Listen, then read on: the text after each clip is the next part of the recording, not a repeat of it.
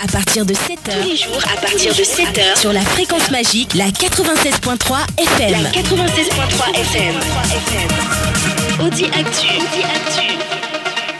Audi Actu, vous y êtes et nous y sommes. Mesdames et messieurs, bien évidemment, nous sommes lundi 3 décembre 2018, premier lundi bien sûr de ce dernier mois de l'année 2018. Alors, ce matin, en principe, on devrait avoir un député venant de la majorité parlementaire et un autre de l'opposition parlementaire, mais juste à la dernière minute, le député de la majorité parlementaire n'a pas pu faire le déplacement et donc nous avons Monsieur Kissi Jean avec nous. Alors, honorable Kissi, bonjour. Bonjour, Rocher. Bonjour aux auditrices et auditeurs de votre belle radio. Et bonjour à votre direction, tous vos amis, tous vos partenaires ici. Bonjour à tout le monde. Et vous vous portez à merveille. Oh, exactement, comme vous l'aviez vu samedi. Alors, monsieur Kissi, que pensez-vous de l'avis de la vice-présidente du Parlement de la CEDEAO, Madame Aminata Toungara, députée ivoirienne, par rapport à la crise togolaise? Mais merci Joachim. Voilà des députés qui démontrent tout le bon sens et la sagesse qu'un homme politique doit avoir. Je crois que l'Afrique doit se réjouir, essentiellement la CEDEAO, d'avoir quand même de telles personnalités.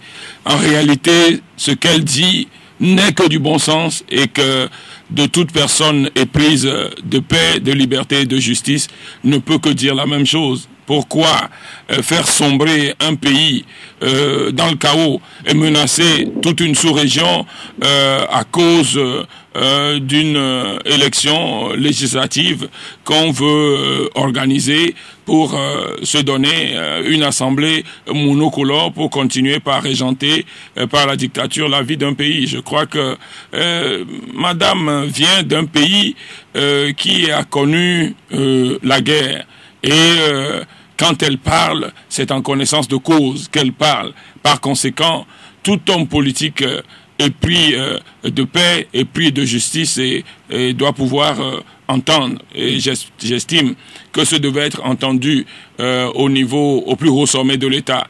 Même si les collaborateurs du chef de l'État n'entendent pas, lui, en tant que chef d'État, doit savoir que la responsabilité première lui revient. Voilà. Oui, mais cette dame est une proche du président Alassane Dramane Ouattara. Est-ce que cela constituerait un message que M. Alassane Ouattara serait en train d'adresser peut-être au gouvernement togolais? Au-delà de M. Alassane Ouattara, ça constitue un message pour tout le monde. Ça constitue un message pour toute la CEDEAO entière. Vous savez, la CEDEAO, quand vous prenez les États-Unis, c'est un ensemble d'États forts. Et c'est pour ça que la coupure de nos petits pays-là, dont les dictateurs s'arrogent la souveraineté en contradiction de la loi pour avoir des milliards à aller déposer dans les comptes, ce n'est pas ça qui doit guider les peuples. Vous savez, nous sommes des panafricains. D'abord, l'Afrique ensemble est une unité. La CEDEAO est une unité et le message qu'elle a adressé, je crois que ça s'adresse à tous les chefs d'État de la CEDEAO. Parce que le Togo est demeuré, le pouvoir togolais est demeuré la seule tache noire dans la CEDEAO. Vous imaginez le seul pays de la CEDEAO à n'avoir jamais connu d'alternance. Le seul pays à être en dynastie. Et ça constitue une tache noire qui fait freiner la CEDEAO. Parce que la CEDEAO est un ensemble qui doit développer de manière harmonieuse vers l'émergence économique. Et quand un pays fait défaut, ça agit sur toute la région et ça peut embrancher. La femme l'a bien dit, que ça peut toucher le Ghana, ça peut même toucher la Côte d'Ivoire. Et je crois que le minimum de sagesse demande à ce que tous les chefs d'État entendent ce message, à commencer par celui qui est concerné. Mais le ministre Gilbert Bara vous dit que c'est vous, député de l'opposition, qui êtes allé la manipuler. Mais vous imaginez, c'est une insulte à l'endroit de cette grande dame. C'est une insulte vraiment que de croire que cette dame, qui est une députée du parti de Ouattara, qui est vice-présidente du Parlement de toute la CEDEAO, c'est pas le Togo, 7 millions de personnes, c'est toute la CEDEAO, l'ensemble, réunie au Nigeria, Abuja, un grand pays. Mais vous croyez que c'est quelqu'un qui est nommé par le pouvoir togolais qui va faire des leçons à cette grande dame? À la limite, madame est élue. C'est une élue. Et là, elle est représentante du peuple. Et quand on l'insulte, c'est tout son peuple qu'on insulte en fait. Mais qu'est-ce qu'un ministre, quelqu'un qui est nommé, qui n'a jamais eu un mandat du peuple, a à avoir par rapport à une élue de cette tranche-là? Vous savez, la responsabilité politique provient d'abord d'un mandat. C'est-à-dire que tout ce qui est l'essence d'un politique, tout ce qui vous donne le droit et la légitimité de pouvoir parler au nom des peuples, c'est d'abord le mandat. C'est pour ça que dans un certain nombre de démocraties comme en Grande-Bretagne, tu ne peux pas aller gérer les choses de l'État si tu n'as pas un mandat du peuple. Avant d'être ministre, tu dois être député d'abord ou être chef d'un exécutif local avant d'être ministre. Parce qu'on te demandera quel mandat le peuple t'a donné pour que tu puisses venir gérer les choses en son nom. Ici, c'est qu'on nomme les gens. Les gens sont quelque part, un jour on les nomme. Ils n'ont jamais eu d'engagement. Ils n'ont jamais montré leur vie pour ce pays. Ils ne sont jamais allés devant le peuple pour leur demander un mandat. Et puis, on va faire des leçons à tout le monde. On va faire des leçons aussi à nos compatriotes de la CEDEAO. En réalité, c'est une maladresse qu'on ne doit pas connaître en politique. Si le ministre dit ceci ou bien cela, est-ce que, tout d'abord, selon nos informations, le Parlement ne vous a pas délégué d'aller prendre part à la session du Parlement de la CEDEAO, mais c'est vous-même, au niveau de l'opposition, qui êtes parti là. Peut-être pour une mission précise? Non, c'est nos députés membres du Parlement de la CEDEAO qui sont partis. Vous avez raison qu'il y a une incongruité commise à la tête du Parlement togolais. C'est le fait que, de son propre gré, vous savez, dans cette République togolaise, il y a des dictateurs partout, quoi. Quelqu'un peut prendre l'Assemblée, là, parce qu'il est président de l'Assemblée, il considère que c'est sa chasse gardée, il fait aussi le dictateur là-bas. Quelqu'un a pris l'État, il fait le dictateur là-bas. Dans ce pays, quelqu'un avait pris le lycée technique et Yadema et faisait le dictateur, il dit que lui aussi c'est sa République, ça. Voilà ce que le Togo connaît, si vraiment on ne réalise pas le changement et l'alternance dans ce pays.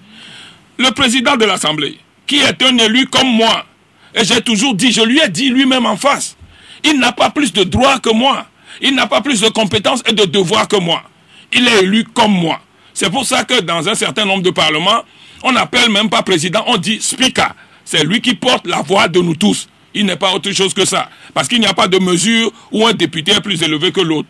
Il se permet de décider de lui-même que aucun député ne doit voyager, aucun député ne doit plus aller dans les organisations parlementaires parce que lui, il en a décidé, parce que notre mandat était arrivé à sa fin et que nous sommes dans la prorogation du mandat. Est-ce que peut-être ce ne serait pas pour des raisons de contraintes budgétaires?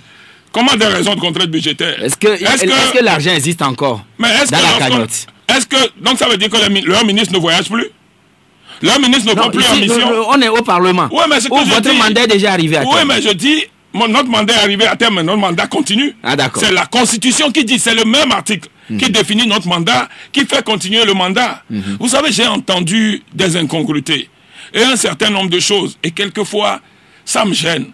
Si des gens en qui j'avais du respect, que j'avais suivi, qui nous avaient encadrés lorsque nous étions jeunes à la tête des mouvements estudiantins, commencent par jouer à la danse tango ou au zigzag. Je vous ai toujours dit, un zigzag n'est jamais droit. J'ai entendu mon frère Nicolas Lawson la dernière fois dire que le Parlement n'est plus légitime, qu'on évacue les affaires courantes. Où est-ce que c'est écrit dans le règlement intérieur de l'Assemblée qu'on évacue les affaires courantes? Mais je me demande, qu'est-ce qui se passe au Togo? Où est-ce que c'est écrit?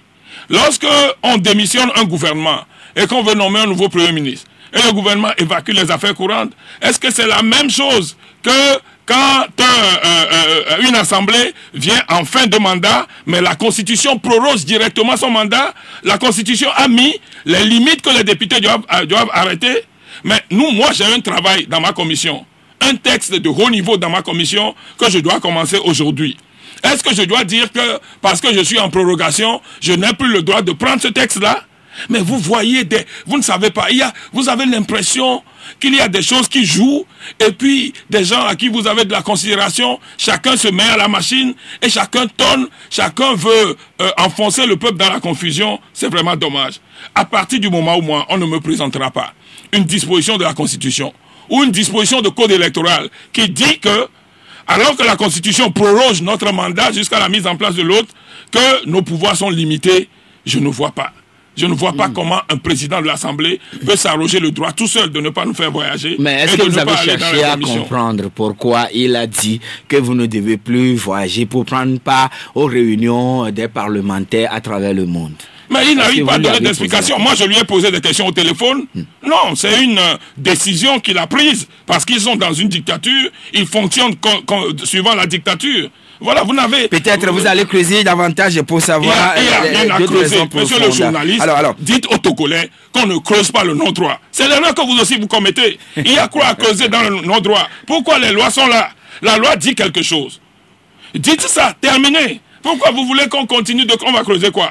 On va creuser et aller chercher une autre loi. Et peut-être d'autres réunions qui viendront bientôt. Et si on vous dit également de ne pas y aller, ici c'est la CEDEAO. C'est pourquoi rapidement vous êtes pointé là. Maintenant, s'il s'agit de peut-être de la Russie ou bien je ne sais plus quel pays. Oui, mais si on n'a pas les moyens d'y aller, ok. Moi-même, j'ai eu une mission la dernière fois à Kiev. Il n'a pas voulu m'autoriser cette mission-là. L'organisation même m'a envoyé un billet pour aller. J'étais même arrivé jusqu'à Paris. C'était à cause de la situation au pays qu'on m'a demandé de revenir et que j'étais revenu. Sinon, je serais allé. Donc, je crois que la communauté internationale, les organisations travaillent pour nous et c'est peut-être Dieu aussi qui travaille pour le Togo. Madame Aminata Toungara disait tout à l'heure, et je la cite, qu'elle ne croyait pas qu'après les innombrables discussions, l'opposition serait encore radicale. La dame met en cause votre caractère radical. Mais qu'est-ce qu'elle a dit en poursuivant? Oui, on a parlé de votre caractère radical. Oui, mais qu'est-ce qu'elle a dit en poursuivant? Elle a dit quelque chose qui explique. Elle a dit après qu'elle croyait que après toutes ces discussions-là, les choses avaient avancé. Malheureusement, les choses n'ont pas avancé. Parce qu'on les a toujours trompés. Les émissaires qu'ils ont eus les ont toujours trompés. Quand on est en train d'organiser les élections, on a élu les membres de l'opposition dans la CENI, etc.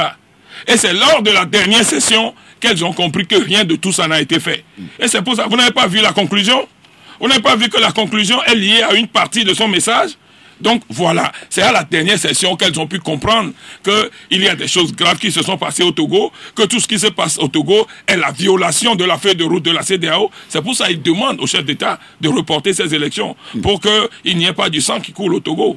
Voilà. Et les chefs d'État vont entendre raison? Est-ce que c'est facile? Mais nous allons continuer par faire du lobbying. Actuellement, le président de la CEDEAO est en Pologne. Quand est-ce qu'il va revenir pour plancher rapidement sur le cas Togo? Mais il y a des gens qui travaillent avec lui. Ah, d'accord. Et puis il y a des facilitateurs qui sont nommés dans le cas togolais. Oui, mais... En tout état de cause, nous, le peuple, ensemble avec qui nous sommes, on ne reculera pas. C'est-à-dire que c'est l'application de la feuille de route, stricte de la feuille de route et des décisions du comité de suivi, rien d'autre. Est-ce que les conditions sont actuellement réunies pour aller aux élections le 20 décembre? Je vous pose cette question parce que hier, le professeur Charles Kondi Agba, délégué national des sages du Parti UNIR, disait chez nos confrères de New World TV, je le cite, que le recensement étant déjà fait, les candidatures déposées, puis validées par la Cour constitutionnelle et publiées, les listes des électeurs validées et publiées, l'encre indélébile réceptionnée, rien ne va plus arrêter la machine. Cap sur le 20 décembre. Est-ce que les conditions sont réunies? Bravo au professeur Charles Kondi Agba. Ce que moi je voulais dire tout simplement, c'est que il n'y a pas d'élection au Togo. Si vous avez des yeux pour voir et un truc pour analyser, vous devez comprendre que ce qui s'organise au Togo est un coup de force électoral. Il n'y a pas d'élection. C'est un coup de force électoral. Joachim, à partir du moment où quelqu'un piétine les lois, fût-ce le pouvoir, et qu'il organise des choses, il faut comprendre que c'est un coup de force électoral. Quand vous prenez les dispositions de nos lois, la loi dit quoi? La loi, c'est le code électoral, dans son article 12, qui dit la CENI est composée de 17 membres. Et la façon dont la composition est faite est précisée par l'accord politique global qui dit la CENI sera composée de façon équilibrée entre la mouvance présidentielle, les partis d'opposition et la société civile. L'accord politique global en quel point? Au niveau de quel point? L'accord politique global à sa page 31 au niveau de l'annexe 1er. Voilà les lois sur la base desquelles nous avons organisé toutes les dernières élections. À partir du moment où la CENI n'est pas constituée de manière équilibrée, même sans la feuille de route de la CEDEAO, mettons-nous dans la posture avant le 31 juillet, avant la feuille de route de la CEDEAO. Oui. À partir du moment où la CENI n'est pas composée de manière équilibrée entre le pouvoir et l'opposition, ils sont déjà dans une logique de coup de force que le peuple ne peut pas accepter. En mettant une CENI où 13 membres sont choisis par la coalition gouvernementale au pouvoir, nous ne pouvons pas l'accepter, c'est déjà un coup de force. Mais à un moment donné, la CENI a été... Mieux, sous pression, bien évidemment. Mieux, la feuille de route est venue. La feuille de route est venue et la feuille de route a précisé que la CENI doit avoir 8-8 plus le 1 dont le cas doit être réglé. Ça veut dire qu'on les a encore redressés. Alors, pendant ce même moment, continuez pas à organiser de manière unilatérale un processus électoral est la violation de la feuille de route qui est venue s'y ajouter. Donc voilà, vous oubliez que l'APG est un compromis que les gens ont trouvé en 2006 après une élection de 2005 qui a connu 800 000 morts. Mais vous imaginez à chaque 5 ans, si l'opposition ne s'aplatit pas, si l'opposition ne dit pas « Ok, nous avalons et nous continuons », le pays va connaître 800 000 morts, 800 morts chaque 5 ans. Mais vous imaginez ça? Et c'est une thèse qu'on peut soutenir? Non, je crois qu'à un certain moment, on doit dire basta, c'est fini là. La récréation est terminée. Oui, donc vous, à votre niveau, vous parlez de coup de force électoral? Mais naturellement, c'est un coup de force électoral. Oui, mais quand même, le ministre Gilbert Barra disait quand même que vous avez été invité à toutes les étapes du processus, mais c'est vous qui faites preuve de mauvaise volonté. Le ministre Gilbert Barra n'est pas le chef d'État de la CEDEAO. Le ministre Gilbert Barra n'est pas membre du comité de suivi. Le ministre Gilbert Barra est un des protagonistes de la crise comme nous aussi. À partir du moment où la feuille de route a dit c'est une CENI inclusive qui organise les élections, toutes les opérations qui ont été organisées en dehors de cette CENI inclusive-là doivent être annulées. Voilà. Et la CENI inclusive n'est même pas encore totalement mise en place. La CEDEAO l'a dit comme cela, tel que vous le dites. Mais vous avez lu la feuille de route? Bien. La feuille de route ne vous a pas dit que c'est une CENI inclusive qui organise les élections. Mais si la feuille de route dit c'est une CENI inclusive qui organise les élections, et cette feuille de route-là est venue mettre ça en changement de leur ancienne CENI qu'ils mettent en place. Si cette ancienne CENI continue d'organiser les élections, comment on appelle ça? C'est le respect de la feuille de route? C'est la mise en œuvre de la feuille de route? Mais Joachim, si vous sortez d'ici, vous allez dans l'école la plus proche, en classe de 5e, et vous lisez la feuille de route, et vous dites ce qui se passe, l'élève de la classe de 5e va vous dire, ce qui s'organise là est en dehors, en marge, à l'extérieur de la feuille de route. Alors, monsieur Kissi, vous êtes député à l'Assemblée nationale. Pourquoi, disons, pour quelles raisons avez-vous boudé, vous, l'ensemble des députés de l'opposition, la séance du vendredi dernier, qui devrait en principe adopter les réformes et les voter? Joachim, je vais faire court. Vous vous souvenez que c'est le mercredi 28 novembre. Nous sommes allés en commission où il nous avait été promis, il nous avait même été dit, il nous avait été signalé par SMS. J'ai ce SMS-là dans mon appareil aujourd'hui, qu'on nous appelle à la commission pour adopter le texte de la CEDEAO finalement. Que le gouvernement est revenu dans le bon sens et qu'on est invité pour adopter le texte de la CEDEAO, pour examiner le texte de la CEDEAO. Maître Dobrousse l'avait dit également. Nous y avons cru. Et nous sommes allés. Mais c'est-à-dire que vous imaginez, c'est qu'il reste encore une force à ce peuple à déployer. Parce que dans les autres pays, un menteur ne peut pas gouverner un pays. Un menteur là.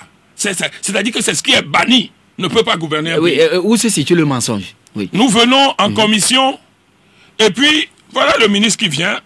Ils déposent leur propre texte à gauche, le texte de la CEDEAO à droite, et il nous fait une proposition verbale en tirant des choses du texte du gouvernement et du texte de la CEDEAO.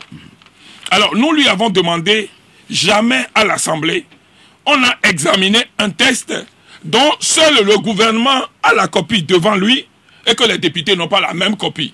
Parce que c'est sur ça que nous devons faire nos différents amendements.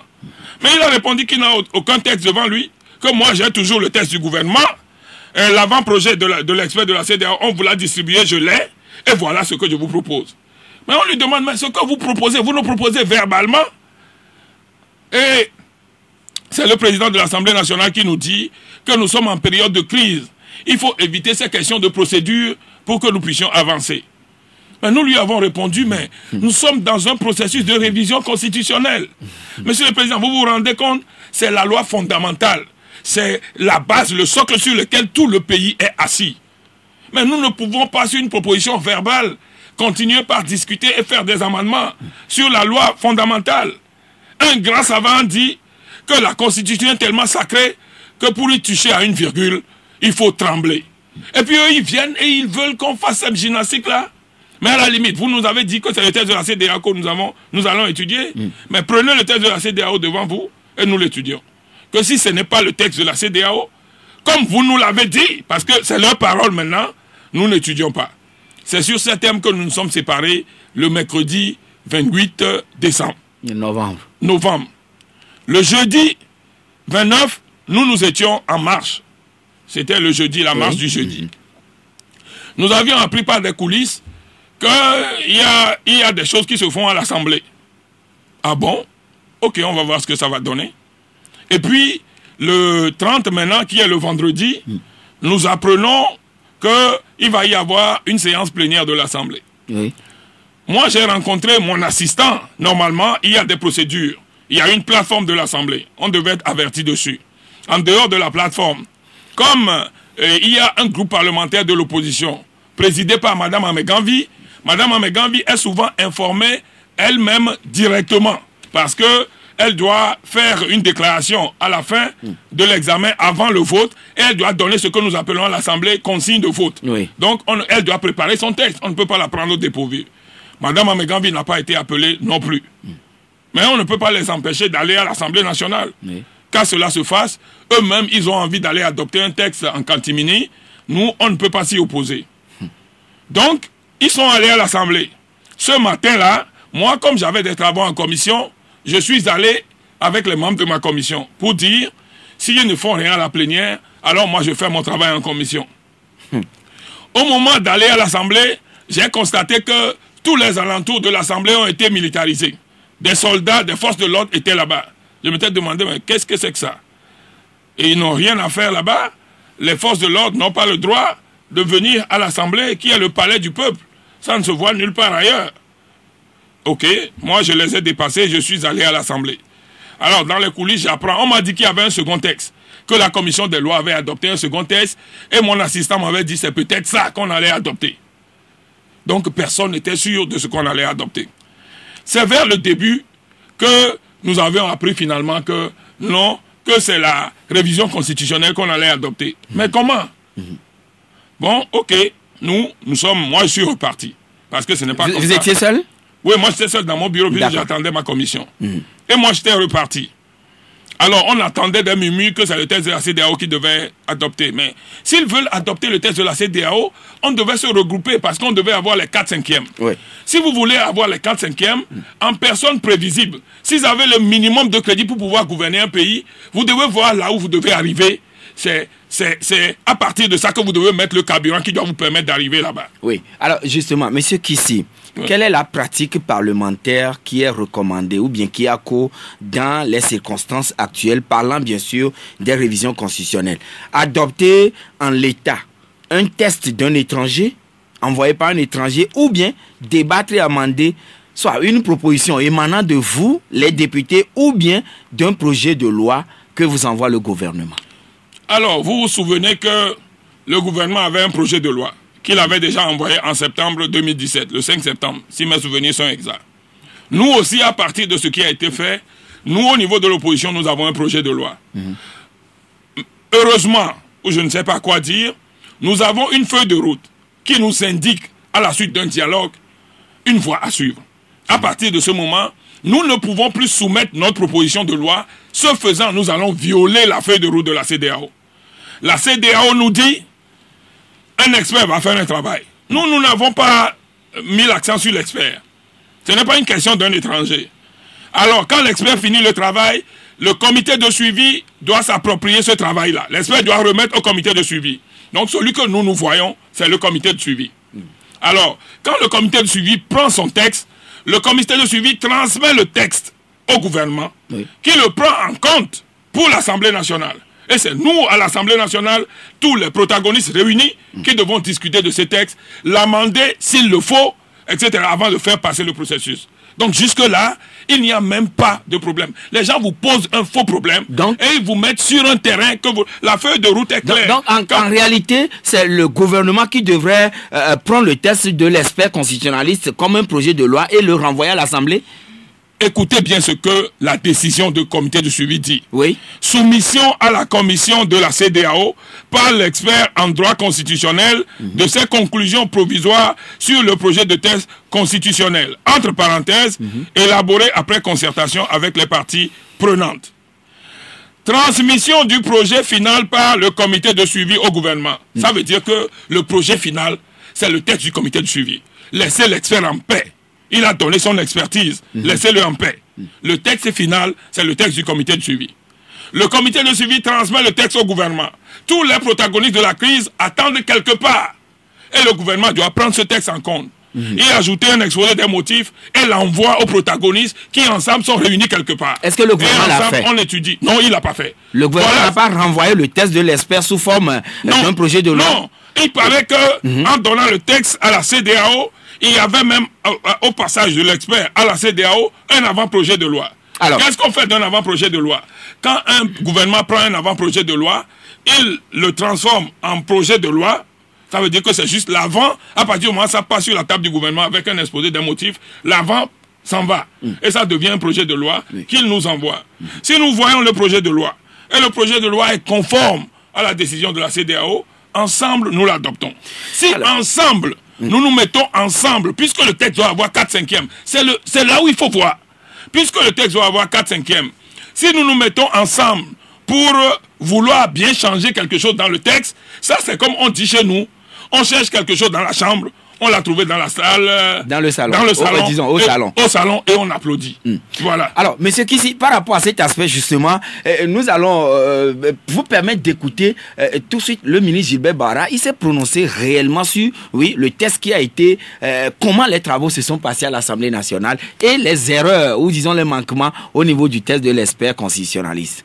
L'expert lui-même et la commission de la CEDEAO, après avoir transmis au gouvernement togolais, aux facilitateurs et à la coalition de la CEDEAO les propositions et recommandations, sont revenus sur une des dispositions, l'article 60. Ce qu'il avait mis là est une aberration juridique, sincèrement. Et l'opposition nous dit non, il faut adopter les choses en l'état. Quand ça a été corrigé, ils ont eux-mêmes constaté que c'était une bonne correction. Si nous continuons à examiner les textes, on verrait encore d'autres contradictions. L'article 100 a réduit le nombre de membres de la Cour constitutionnelle de 9 à 7. Et l'article 101 a été maintenu intact, alors que l'article 101 parle de la nomination du président de la Cour constitutionnelle pour un mandat de 7 ans. Au moment où l'article 100 parle d'un mandat de 6 ans pour les membres de la Cour constitutionnelle. C'est des erreurs techniques parce que l'expert n'a pas eu le temps de lire toute la constitution togolaise et de voir ça cohérent. Pourtant, c'était son travail. Un travail formidable qui a été fait par la majorité en commission des lois. Nul ne peut faire plus de 2 mandats. C'est dedans. Alors, donc le problème est réglé. Par rapport à ce contenu, il y a encore une autre avancée majeure.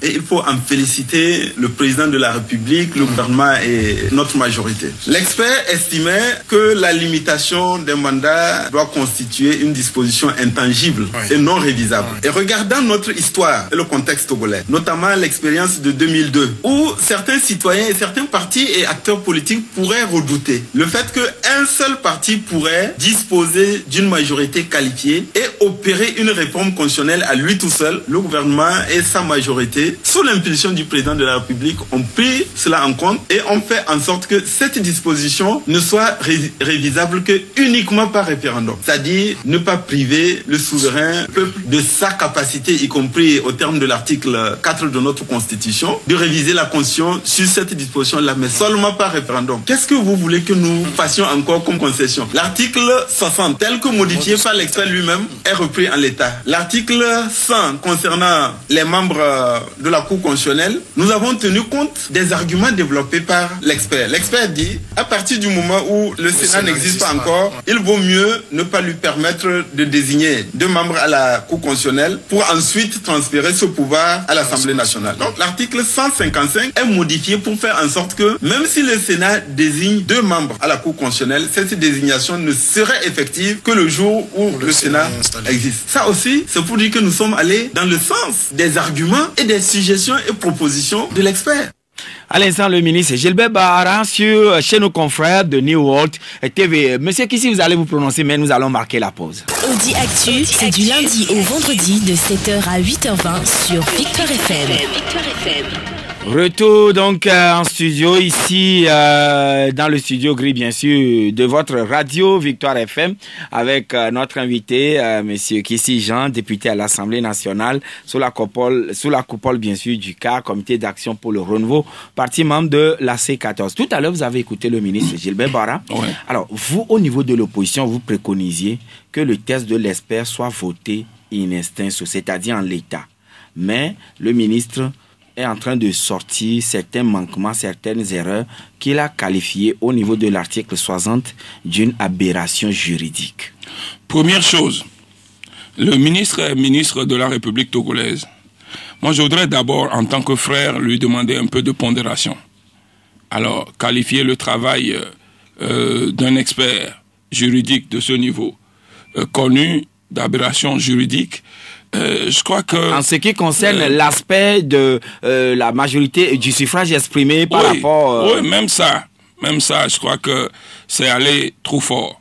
Parce qu'on dit chez nous, demain n'est pas loin. On dit chez nous. Alors, quand vous rentrez dedans, ce qu'il qualifie même d'aberration juridique est pratiqué sous d'autres cieux, où les gens sont plus avancés que nous. L'expert n'a jamais donné, n'a pas pu donner un seul exemple. Dans les pays de l'Est, allez en Roumanie. Il y a un quota auquel celui qui gouverne le pays doit être élu avant d'être accepté. La moitié des électeurs. Allez, en Roumanie, je crois que ça doit être 40%, mais cherchez la constitution de la Roumanie. Il y a un autre pays dont le président s'appelle Donald Tusk. En tout cas, cherchez dans les pays de l'Est. Moi, je vous le chercherai. Mais en Roumanie, je peux vous garantir qu'il y a un quota dans sa constitution. Et quand tu n'atteins pas ce quota-là, tu ne peux pas te proclamer élu. Voilà, ce n'est pas du tout une aberration juridique. C'est vrai que quand vous voyez la sous-région, il n'y a pas cette disposition. Oui. Et même en Afrique. Voilà, et c'est pour ça que lorsque la modification est venue, nous tous, nous avons dit, OK, ça colle.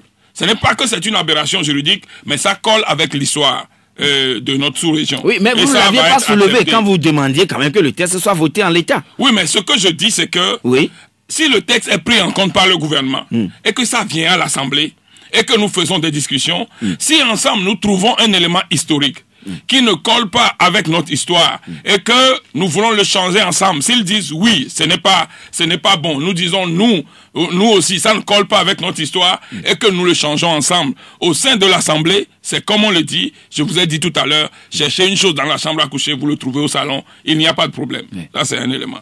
Deuxième élément, lorsqu'il dit que la Constitution n'est pas révisable, et que ça aussi c'est une incongruité, mais alors là je ne le comprends pas. Dans plusieurs pays de la sous-région, cette disposition est mise. Je crois même que dans la constitution ivoirienne, la constitution burkinabé, après le truc là c'est mis, et dans la constitution du Niger, c'est mis que cette disposition n'est pas révisable. Vous savez, ça aussi c'est l'histoire de notre continent. C'est parce que dans notre continent, des gens sont habitués à réviser des constitutions pour s'asseoir au pouvoir. Certains, comme Tandian Mamadou, ont révisé la Constitution et se sont donné un mandat de 3 ans. Alors qu'il y a 3 ans, nulle part. C'est pour ça qu'après Tandian Mamadou, les Nigériens ont dû mettre ça dans leur Constitution. Mais vous vous souvenez de toutes les arguties et incongruités que les dictatures africaines, surtout de la CEDEAO, avaient faites avant qu'on aborde ces terres-là? Vous vous souvenez que Tandian Mamadou, qui n'avait pas le droit de dissoudre la Cour constitutionnelle, alors il avait le droit de nommer les membres, mais il n'a pas le droit de dissoudre. Il prend, je crois, 7 ou 9 décrets successifs, il démet chacun des membres, et puis à la fin... Mais vous imaginez cette incongruité. De toute façon, cela lui avait valu un coup d'État de l'armée. C'est pour éviter ces genres de coups d'État, etc., que les gens mettent ces genres de verrous dans notre Constitution. Oui, maintenant, si on dit que le texte ne peut plus être révisé, alors est-ce qu'on ne ravit pas le pouvoir, la souveraineté dévolue au peuple? Mais dans les pays où c'est mis... Puisque c'est le référendum qui, parfois, aide à modifier les constitutions. Dans les pays où c'est mis... Oui. Alors, pourquoi eux n'ont pas dit pourquoi le pays marche mieux que nous? Mais voilà la question qu'il faut poser aux ministres. Elle dit que vous n'arrivez pas, je ne sais pas parce qu'ils sont des ministres, quelquefois vous n'arrivez pas à leur poser les bonnes questions. Non, mais c'est qu'ici, vous n'êtes pas sur la bonne trajectoire, s'il vous plaît. Mais si les gens là dansent devant vos nez comme ça, c'est que vous n'arrivez pas à leur poser les bonnes questions quelquefois. Vous hésitez à leur poser les bonnes questions. Donc, vous voudrez montrer le travail aux journalistes? Non, mais c'est pas ce que je dis. Alors, je dis tout simplement qu'il y a une dimension. Quittons ce débat. Il y a une dimension que les journalistes doivent prendre. Vous ne me ferez pas dire, vous m'avez invité pour que je puisse parler. Bien. Et ce n'est pas normal que vous veniez nous poser un certain nombre de questions qui sont évidentes. Quelquefois, nous avons l'impression que vous contournez l'évidence. Et ce n'est pas bon. On a le droit de vous le dire. Parce que nous sommes tous ensemble entre Togolais. Voilà. Mais n'obligez pas les journalistes à vouloir poser les questions que vous voudriez, bien sûr, ou ce qui vous plaira forcément. Je n'oblige pas. Oui. Alors, mais c'est qu'ici, maintenant. Les journalistes font les porte-parole de certains ministres. Non, accusez ici les journalistes, nous ne serions pas d'accord avec vous, s'il vous plaît, monsieur Kissi. Je dis certains. C'est vous qui voulez m'amener sur ce débat-là. Alors, monsieur Kissi, le ministre a révélé aussi, a soulevé, c'est pas révélé, mais a soulevé quand même que au niveau de l'article 100 et 101, il n'y a pas de compatibilité par rapport au test proposé par l'expert. Mais je suis désolé, Joachim. Où est l'incompatibilité? Oui, il a dit ils sont élus pour 6 ans. Maintenant, l'article 101 dit que le président de l'Assemblée de la Cour constitutionnelle est nommé pour un mandat de 7 ans. Non. Et c'est là il dit qu'il n'a pas pris le temps de pouvoir étudier le fond comme le texte. L'expert a mis dans l'article 100 que les membres de la Cour, donc le président compris, sont élus pour un mandat de 6 ans. Alors vous savez, quand on fait ce genre de texte-là, quand il peut y avoir des dispositions contraires, mais toutes les dispositions sont prises en compte, lorsqu'on le vote, on met toutes dispositions contraires aux présentes dispositions sont abrogées. Et alors, nous avons un tableau d'amendement. Et dans cet amendement-là, vous abrogez les dispositions. Pour vous donner la preuve, quand vous prenez leur propre constitution, la tripatouillée, prenez la tripatouillée, vous allez voir article 151. C'est mis abrogé. Pourquoi c'est mis abrogé? Parce qu'on a voté d'autres dispositions qui sont contraires à ça et que cette disposition ne peut plus valoir. Dans le tableau d'amendement à l'Assemblée nationale, on a mis abrogé et lorsque la reprographie doit faire le travail, on a mis abrogé dedans. Si on est devant la télé, je vais le montrer aux Togolais. Alors, à partir du moment où les compétences du président de la Cour constitutionnelle est mise quelque part, soit c'est une mise en forme que nous allons faire à l'Assemblée, on accepte cette disposition, mais on le fait balancer vers l'article 101. Ou bien on le garde dans l'article 100, comme cette disposition est déjà renvoyée dans l'article 100, alors nous, dans le tableau d'amendement, nous indiquons que l'article 101 est abrogé. Voilà. Donc il y a cette disposition-là. Donc ce que le gouvernement dit là, franchement, c'est pour vous manipuler, quoi. Alors, pas nous manipuler, non. Un dernier élément que vous avez... Selon le rapport produit par la commission de loi à l'Assemblée nationale, il a été pris en compte, nul ne peut faire plus de 2 mandats. Ils ont mentionné cela là-dedans. Et ils ont aussi harmonisé articles 101 et 102. Est-ce que cela vous suffit pour que le test soit finalement adopté? Ils n'ont même pas harmonisé d'articles 101 et 102. Je vous dis que ce qui s'est passé, l'article 102 n'a rien à voir. C'est l'article 100 et 101. Ce qui est passé entre l'article 100 et l'article 101, c'est juste une mise en forme. Ce n'est même pas une question de droit. Donc quittons ça. La mise en forme, c'est facile à faire à l'Assemblée nationale. Et la reprographie, c'est facile à faire. Alors, dans l'article 59, ils ont dit que la disposition que l'expert a mentionnée, qu'ils l'ont maintenue. Joachim, je vous dis, c'est... Nul ne peut faire plus de 2 mandats seuls. Je vous dis, c'est faux. Je ne vais pas dire, ils mentent, comme eux, ils ont l'habitude de dire que c'est une aberration juridique. Moi, je dis tout simplement, c'est faux. Parce que l'expert dit, nul ne peut exercer plus de 2 mandats ou proroger le mandat pour quelque motif que ce soit. Ils ont enlevé ces 2 parties-là. C'est ça qu'ils ne veulent pas dire au peuple. Voilà un peu. C'est pour ça que je dis, je ne vais pas dire, ils sont en train de mentir. Je vais être gentil, catholique, et je vais dire tout simplement que c'est faux. Dernier élément. Oui. Il a parlé du Sénat. Il estime que c'est parce que l'expert considère qu'on n'a jamais mis en place le Sénat que les 2 qu'on pensait que le Sénat devait mettre en place, que l'expert n'a plus retenu ça. Il faut dire d'abord que la Constitution de 1992 a mis 7 et non 9. L'expert sait sciemment, l'expert a mis 7 et non 9. Mais si eux, ils veulent ramener à 9, l'argument qu'ils ont pris pour ramener à 9 là, franchement, Joachim, quelquefois, quand vous voulez manœuvrer, vous voulez faire de la magouille, vous tombez dans une chose qui ne vous ressemble pas, comme on dit chez nous, qui ne vous ressemble pas. Parce que, quand on dit une institution est composée de 9 membres, Ça veut dire que, à partir du moment où la Constitution le dit comme ça, avant que l'institution ne soit mise en place, ne soit assise, il doit y avoir les 9 membres. C'est-à-dire que cette disposition doit être respectée avant qu'on ne voit d'autres. Le respect de la disposition, la Cour constitutionnelle composée de 9 membres veut dire que le jour où vous mettez la Cour constitutionnelle en place, les 9 membres doivent venir. Et le texte, l'article 155 dit, depuis que quand le Sénat n'est pas là, c'est l'Assemblée nationale qui est un parlement. Le Sénat n'est qu'une partie d'un parlement bicaméral. Mais ça, c'est l'histoire, ce n'est même pas le droit. À partir du moment où une partie n'est pas là, l'autre partie fait. Ça a été mis. Alors, pourquoi enlever cette disposition pour mettre maintenant que, alors que vous dites que la Cour constitutionnelle est composée de 9 membres, que si le Sénat n'est pas en place, ils ne nomment pas 7 membres, et même dans la nomination, dans la mise en place de la Cour constitutionnelle, elle se retrouve à 7. Voilà. Ça, ce n'est pas une aberration. C'est ce que l'espère a dit seulement qu'il y a une aberration. Au regard de tout ça, qu'est-ce qui sera la prochaine étape? Puisque Mme Kaye Lawson de Souza a dit tout à l'heure qu'ils iront aux élections, ils vont obtenir les 4/5 et opérer eux seuls au niveau de unir les réformes à l'Assemblée nationale. Oui, mais si le peuple les laisse faire, ils n'ont qu'à aller. Si le peuple les laisse faire, ils n'ont qu'à aller. Vous savez, moi, il y a déjà 5 mois que des amis députés unirent en blaguant et en parlant des élections, alors que nous disons que la C14 va avoir la majorité. C'est ce que moi je leur disais. Que la C14 va avoir la majorité, on va les accepter, on va rester dans ce pays ensemble. Ils me répondaient qu'eux, ils allaient avoir les 4/5. Je ne pouvais pas... Il y a 5 mois. Je ne pouvais pas imaginer qu'en disant ça, c'est parce qu'ils avaient envie d'organiser un coup de force unilatéral électoral pour se donner 4/5 vraiment, pour aller changer la Constitution seule. Joachim, j'étais loin. C'est-à-dire que dans mes songes même, ça ne pouvait pas venir. Mais finalement, c'est ce qu'ils sont en train de faire. Mais ils oublient que...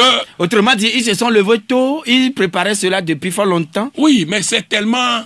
Je ne sais pas, c'est tellement diabolique que vous ne pouvez même pas imaginer, même si cela est dit, qu'ils pouvaient... Diabolique, dites-vous? Oui. Ou bien ils sont sur un terrain politique et ils se préparent. Mais dans une nation, le fait de concocter dans un salon déjà que vous allez faire un coup d'État, d'État électoral, un coup de force électorale, qui vous permettra, vous seul, d'avoir une assemblée monocolore pour modifier la Constitution. Et c'est pour ça que vous faites des blocages à toute dimension de révision consensuelle pour faire apaiser la crise. Est-ce que ce n'est pas diabolique, Joachim? Au demeurant, ils ont oublié. Oui, mais avant de nous lire cette portion, M. Gado a une question à vous poser. M. Gado, vous êtes en ligne. Bonjour. Oui, bonjour. Bonjour, honorable. Oui. Bon, honorable, vous avez une lourde responsabilité. Parce que c'est maintenant que vous allez arracher l'indépendance du Togo. Donc, faites de sorte que votre nom, la C14, soit ancré dans l'histoire. Merci et nous sommes derrière vous. Bonne journée. Monsieur Lawson, bonjour. Joachim, bonjour. Oui, bonjour. Je salue votre invité. Et je voulais tout simplement leur dire que leurs œuvres leur suivront. Et encore une fois, bonjour au peuple martyr du Togo. Merci. Oui. Allez-y, allez-y. Vous mettrez le meilleur des tests dans les mains de quelqu'un de mauvaise foi, il le lira autrement. Même Jésus-Christ descendra sur terre pour dire à ce régime que ce que vous faites avec le peuple n'est pas bon. Ils tâcheront Jésus d'être membre de la C14. C'est pour ça, tout simplement.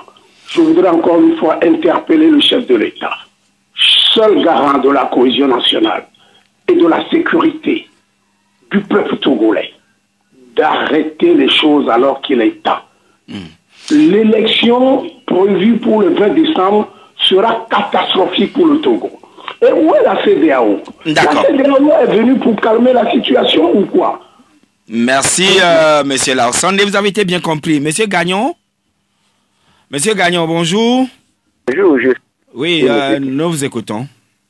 Ce matin, j'aimerais savoir quel est l'intérêt que vise notre gouvernement ou bien quel est le profit qu'il en aura lorsque ces élections auront lieu. Parce que malgré tout ce que la société civile dit, tout ce que la CEDEAO dit, il tient toujours à ce que ce scrutin soit faite. Je veux savoir quel avantage, quel profit voudrait-il tirer de la tenue de cette élection. C'est ça que je veux savoir. D'accord. Et nous allons prendre le dernier intervenant, c'est Komi. Bonjour. Jean-François, bonjour. Oui. Je pense que tu vas bien. Bien, comme vous. Demander 2 questions à notre invité.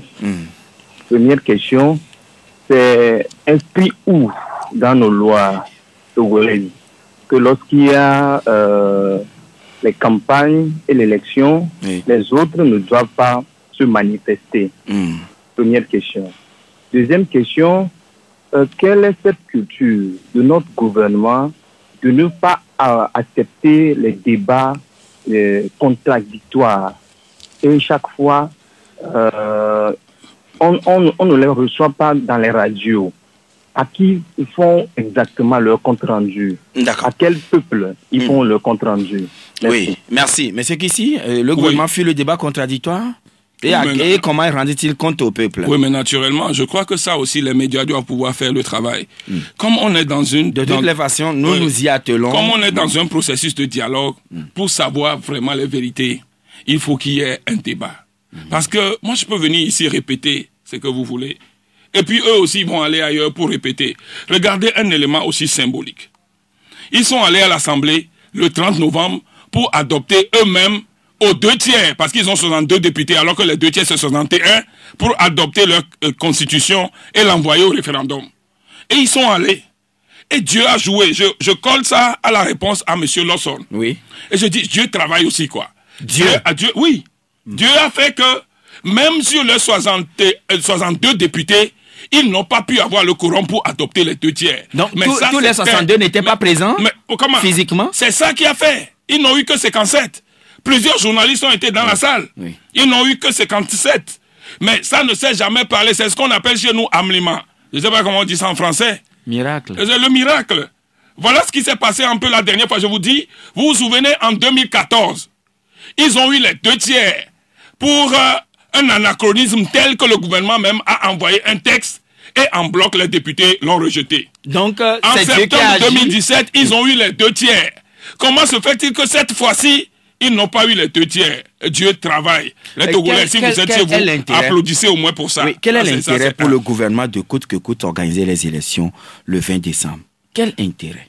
Oui, non, en fait, ce qui s'est passé, moi je l'ai dit depuis, vous vous souvenez, et c'est dans votre studio que je l'ai énoncé la première fois. Et je vous ai dit, ça doit faire au moins 2 mois maintenant, un truc, cherchez vos émissions, c'était mon avant-dernière émission, ça doit être.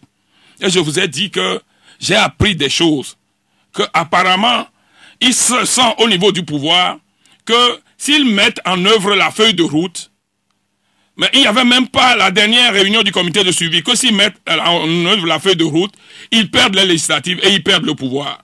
Que la dimension dans laquelle ils sont, soit c'est semer du grabuge, soit organiser des élections auxquelles l'opposition ne participerait pas. Donc je crois que finalement, c'est cette option qu'ils ont choisie. Et c'est cette option avec laquelle ils sont en train d'avancer. Pourquoi pour le peuple togolais? Et c'est sur ça, oui, on nous dit. On vous dit de ne pas du tout manifester pendant la période de campagne. Oui. Est-ce que c'est la raison pour laquelle vous prévoyez plutôt un Togo mort demain? Non, on ne va pas s'arrêter au Togo mort. Le Togo mort, c'est juste une stratégie de pause pour préparer les stratégies que nous allons avancer dans le futur. C'est ça que nous faisons demain. Le Togo mort, c'est ça. Ça nous donne nous-mêmes, les leaders, le truc de nous reposer et de préparer les stratégies avec lesquelles nous allons avancer. Parce que pour nous, il n'est pas question, et je le répète, je le dis à dessein, il n'est pas question que nous acceptons qu'un pouvoir qui organise un coup de force électoral puisse se donner le droit d'organiser des manifestations publiques. Et nous qui demandons le respect de la feuille de route, qu'ils nous interdisent de manifester. Il n'est pas question, nous ne l'accepterons aujourd'hui, nous ne l'accepterons pas demain. Et vous trouverez le général Yark sur votre chemin. Le peuple est prêt. Il a dit. Le peuple est prêt. De toutes les façons, même quand le peuple est dans son droit, on le martyrise, on l'opprime. Vous vous souvenez du petit Jojo qui a été enterré? Alors, est-ce que c'est une histoire qu'on va vous réciter? Un incident failli se reproduit encore au même lieu, le samedi dernier. Le samedi dernier, oui, qu'est-ce que mais les gens Dieu merci, ça a été sauvé de justesse. Mais on a tiré des gaz sur des gens. Et j'en ai beaucoup, nous, Joachim, on va te raconter ce qui se passe à ton époque. Et c'est pour ça que moi je dis, de toutes les façons, entre nous et eux, et la feuille de route, et la Constitution nous donne le droit d'agir, parce que l'article 150 dit, en cas de coup d'État, ou de coup de force quelconque, que ce soit un coup de force électoral, que ce soit un coup de force constitutionnel, tout membre du gouvernement ou de l'Assemblée nationale a le droit et le devoir de faire appel à tous les moyens pour rétablir la légitimité constitutionnelle. La légitimité constitutionnelle. Le deuxième alinéa dit, dans ces circonstances, pour tout Togolais, désobéir et s'organiser pour faire échec à l'autorité illégitime constitue le plus sacré des droits et le plus impératif des devoirs. Ça veut dire que même s'ils organisent ce coup de force et qu'ils arrivent à l'organiser, eux-mêmes ils se lèvent le 20 pour aller proclamer un résultat, s'organiser pour désobéir à ce qu'ils vont mettre en place après le coup de force là, c'est le droit et le devoir sacré de tous les Togolais. Oui, mais monsieur Kissi, vous n'avez pas lu le troisième alinéa qui dit tout renversement du régime constitutionnel est considéré comme un crime imprescriptible contre la nation sanctionné conformément aux lois de la République. Exactement. C'est la troisième disposition. Exactement, ça se colle bien. Vous ne l'avez pas lu. Ça se colle bien. C'est parce que nous sommes dans un régime constitutionnel ici et que eux ils sont dans la dimension de coup de force. Je dis, jusqu'à présent nous respectons tout. Voilà. Mais si le coup de force se perpétue, ça veut dire que ça change de cap et la Constitution dit à la population ce qu'elle doit faire. Entre-temps, il vous a été dit que les populations sont fatiguées de vous. Est-ce que les mobilisations, les manifestations de ces derniers jours vous ont galvanisé ou bien peut-être démontré le contraire? Mais vous avez vu, le samedi parle de lui-même. Alors. Donc mardi, nous nous organisons un Togo mort, et c'est pour ça qu'aujourd'hui nous avons donné aux gens pour aller faire leurs emplettes, aller prendre leur argent au marché, etc. C'est les commerçants qui nous l'ont demandé. Et puis ils se préparent pour le Togo mort de demain. Mais ça ne va pas s'arrêter là. Après le Togo mort là, nous leur dirons, si eux ils décident de faire campagne, le plan que nous aussi nous mettons en place, nous aussi on le dira. Nous sommes à la fin de l'émission, mais monsieur Kissi s'en détourne si raisonnablement, on doit reporter le scrutin tel que vous le souhaitez. Pour combien de temps, selon vous? C'est les tâches qui doivent le déterminer. Joachim, il faut que nous revenions à vous en tant que politique pour mettre les tâches avec les délais imprescriptibles. Quelqu'un de très intelligent, de très sage vous a déjà dit qu'il ne faut pas faire de fétichisme de date. Même en parlant de cette question, à leur réunion à la CEDEAO, ils avaient en tête qu'il ne faut pas faire de fétichisme de date. La preuve, c'est que le 30 novembre, ils n'ont pas pu faire les réformes. Merci. Alors, merci, monsieur Kissi Jean, d'être venu chez nous. C'est moi qui vous remercie. Voilà, c'est fini. Mesdames et messieurs, pour aujourd'hui, merci à tous qui nous avez reçus chez vous sur la 96.3. Audi Actu, deuxième rendez-vous, ce serait pour le compte de demain. Si Dieu nous prête toujours vie, il nous donnera toujours cette chance de jouir toujours de la bonne et parfaite santé. Tout à l'heure, après moi, Jacob Ahama et Nessie Nakogo vont vous retrouver pour le journal à Neve. N'oubliez pas, à 13h, nous sommes là, tout comme à 18h. Coucou le Parisien, merci pour l'accompagnement technique. Alors, merci également à nos amis de la Gazette du Togo.com et bonne journée à toutes et à tous. Mais n'oubliez pas, demain, ce sera l'ouverture de la campagne électorale et Victoire FM sera toujours rendez-vous pour vous aider à comprendre ce que les uns et les autres vont donc présenter aux populations togolaises pour les solliciter à les voter en temps opportun.